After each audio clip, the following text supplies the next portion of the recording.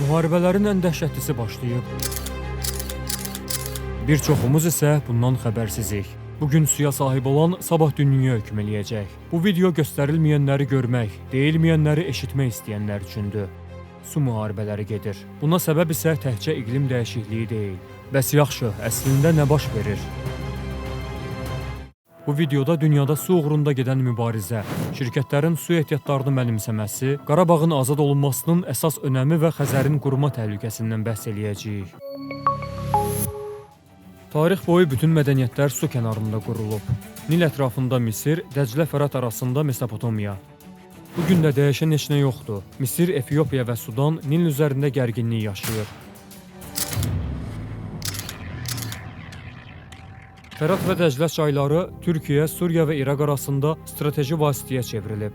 Anadoluda Kürd dövləti yaratmaq planları əslində bu su mənbələrinə sahib çıxmaq niyyətindən irəli gəlir. İstənilən milli, irqi, dini, məhzəb münaqişəsinin ardında resurslar uğrunda mübarizə dayanır. Yəni bugün su ehtiyatlarına sahib çıxmaq, onu qorumaq milli təhlükəsizlik məsələsidir. Bəs su ehtiyatlarına görə təkcə dövlətlər mübarizə aparır? Şirkətlər su mənbələrinin əhəmiyyətli hissəsini ələ alıb. Əslində su dünyada bol miqdardadır. Problem ondadır ki, bu resursu idarə edənlər onu bölüşdürmək yox, satmaq istəyirlər. Coca-Cola istehsal etdiyi hər litr içki üçün ortalama 2 litrə yaxın su istifadə edir. Şirkət hətta Hindistanın Tamil Nadu bölgəsində su ehtiyatlarını tükətdiyi iddiaları ilə qarşılaşıb. Bu səbəbdən 1 milyondan çox ticarətçi Coca-Cola və Pepsi məhsullarını boykot edib. Bununla yekunlaşmır. Nestle şirkəti Amerika Birləşmiş Ştatlarının Michigan ştatında su ehtiyatlarını yox eləyib. Ümumilikdə qida və geyim sənayesi içməli su mənbələrinin böyük bir qismini qurudur. Latın Amerikasında yüzlərlə kənd sudan məhrum qalıb. Çünki yaxınlıqdakı bulaqlar artıq içki şirkətlərinə satılıb. Hindistanda, Afrikada, hətta Amerika Birləşmiş Ştatlarında belə su mənbələri şəxsi mülkiyyət kimi satılır. Şirkətlərlə insanlar arasında gözə görünməz bir müharibə gedir.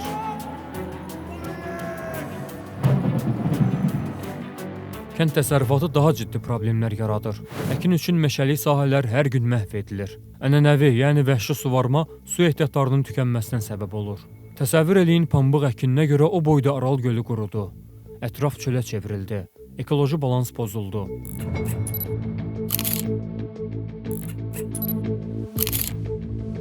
Onlar isə sənə deyirlər ki, çiməndə az su istifadə elə, suyu qoru. Halbuki insanların gündəlik istehlak etdiyi su bu dediklərimizin yanında heç nədir. Onlar isə yenə də sənə deyirlər ki, suyu israf eləmə.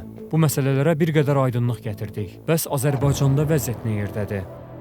Suya nəzarətin milli təhlükəsizlik, mövcudluq məsələsi olduğunu demişdik. Qarabağın azad olunması ən çox bu baxımdan əhəmiyyətlidir. Azərbaycanda su resurslarının 70% ölkə xaricindən gəlir.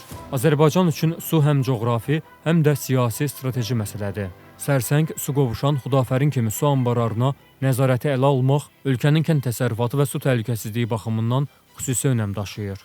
Ancaq ortada ciddi problemlər də var. Bina fasadlarının içməli su ilə təmizlənməsi, avtoyumalarda səhər-axşam içməli suyun israf olunması, hələ də ənənəvi qaydada suvarmanın aparılması, ot örtüklərini saxlamaq üçün sudan istifadə edilməsi. Bu siyahını xeyli uzatmaq olar.